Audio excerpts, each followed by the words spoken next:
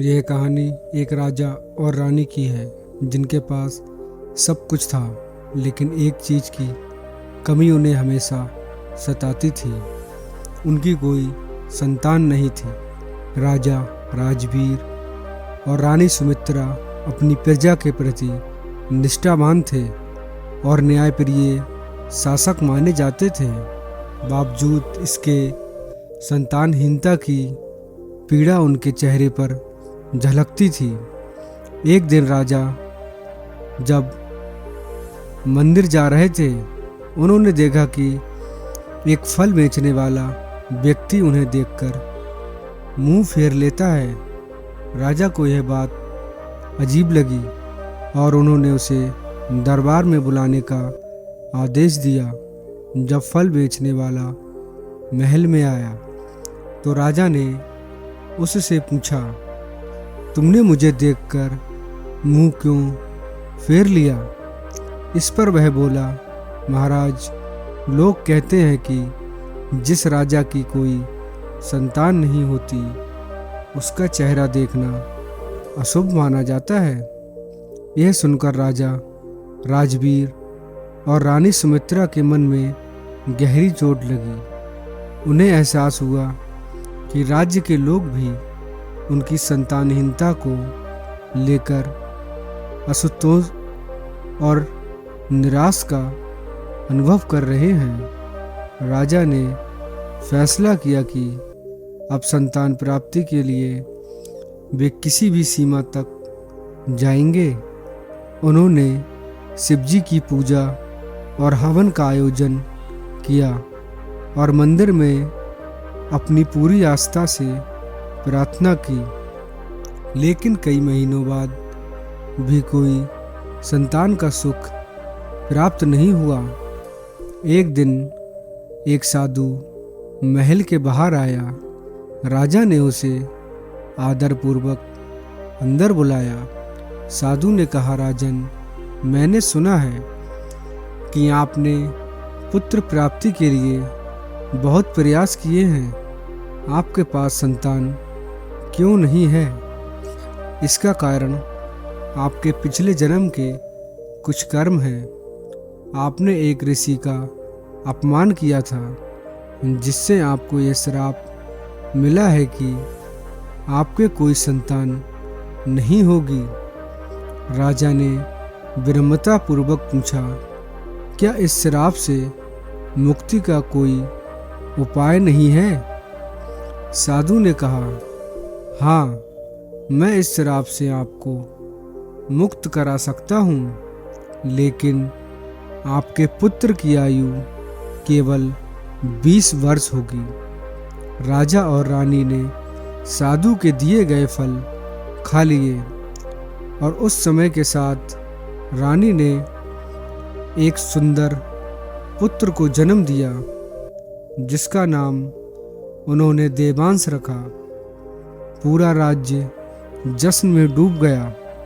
देवांश के बड़े होने पर उसकी शादी एक दानी और सुंदर राजकुमारी कल्याणी से की गई, जो रोज गरीबों को भोजन, वस्त्र और खाने का सामान दान देती थी।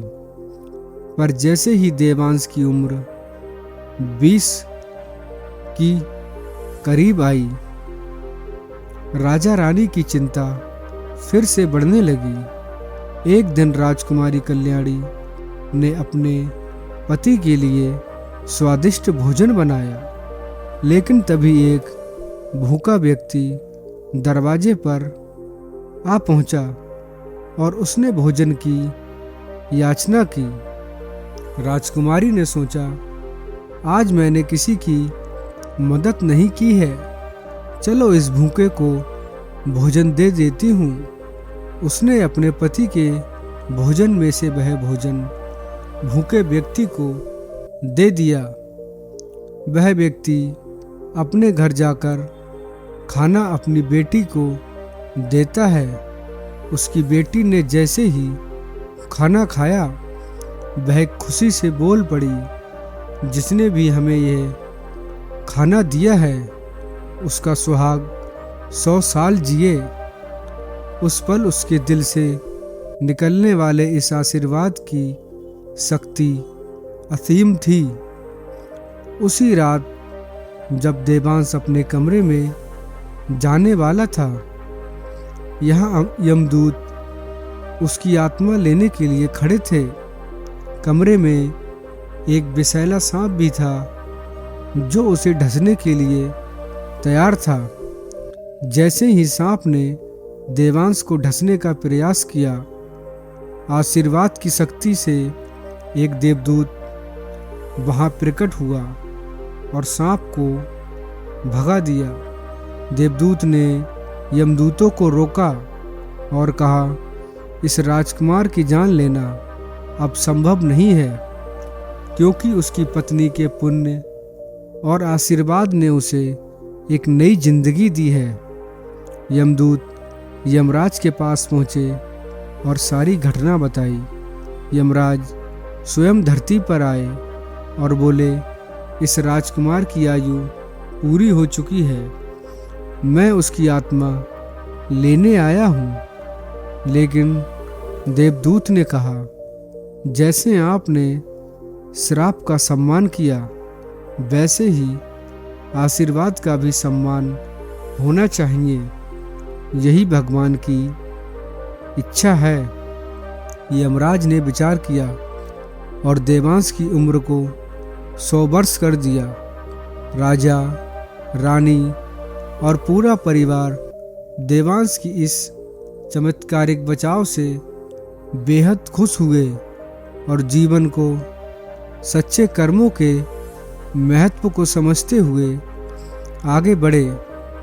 तो दोस्तों, यह कहानी हमें सिखाती है कि सच्चे दिल से किया गया दान और पुण्य किसी की जिंदगी बदल सकते हैं और किसी का आशीर्वाद भी विधि के विधान को पलट सकता है। तो दोस्तों, अगर आपको कहानी अच्छी लगी हो तो हमारे चैनल को लाइक और सब्सक्राइब करना ना भूलें। धन्यवाद।